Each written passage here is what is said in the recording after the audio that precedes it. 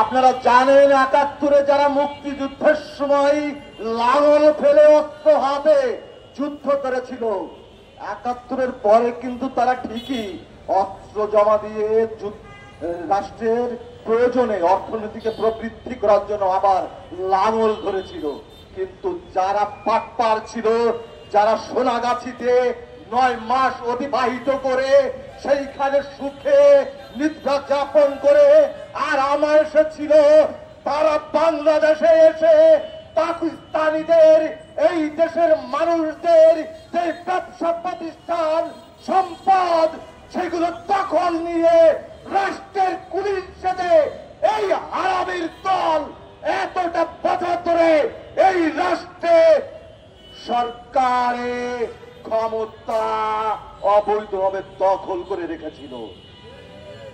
২৪কে আমার ভাইরা দ্বিতীয় স্বাধীনতা বলে তখন এই দেশের ওই কুলাঙ্গাররা বলতে চাই, আমরা তো ৭১-এই স্বাধীন করেছিলাম, ২৪ আবার কি? ৭১-এর স্বাধীনতা লুট করেছিল মুজিববাদী ধর্মের লোকজন, ৭১ দখল করেছিল সোনাগাছির সন্তানরা, ৭১ এর সাফল্য দখল করেছিল ভারতে ৫ আনা কুকুরের বাচ্চারা। আমাদের ২৪-এর পরে কারা দখল করেছে? আমরা ২৪-এ চেয়েছিলাম বাংলাদেশে সিস্টেম কাঠামো পরিবর্তন হবে, সেই কাঠামো পরিবর্তন হয়নি। আন্দোলন আর রাজনীতি কখনোই এক না। যদি তাই হতো তাহলে আন্দোলন করতে করতে অনেক কিছুই করা যেত। কিন্তু আমরা দেখেছি বাংলাদেশের মিডিয়াতে ভাইরাল হয়ে অনেকে নিজের দেশের বড় নেতা সেজেছে। শেখ হাসিনাকে আমরা রাজনৈতিক ভাবে অনেকেই গালি দিতে চাই। শেখ হাসিনার ঘাড়ের পরে শেখ হাসিনাকে দায় দিয়ে আওয়ামী লীগকে দায় মুক্ত করতে চায়।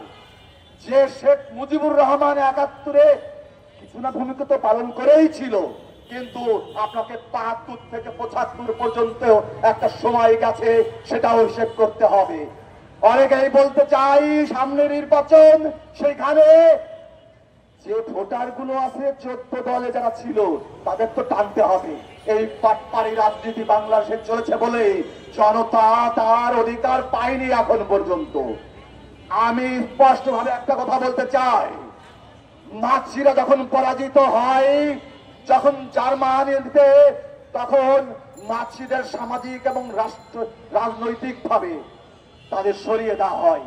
সুযোগ ছিল, সময় আছে, এখনো যারা রাষ্ট্রের বিরুদ্ধে চলে সে যে দলেরই হোক, কারণ আমরা ২৪-এর পরে দেখতে পেয়েছি শুধু শেখ হাসিনা না, শুধু আওয়ামী লীগ না, শুধু ১৪ দল না, আমাদের ভিতরে যারা মুজাহিদ যারা ছিল, যারা নিজেদের নিপীড়িত মনে করেছিল, তারাও জালিমের রূপে আজ সামনে প্রকাশিত করেছে। এবং সেই কালো ধারা থেকে রাষ্ট্রকে, জনগণকে এবং সমাজকে রক্ষা করতে হলে সেদিকেও খেয়াল রাখতে হবে।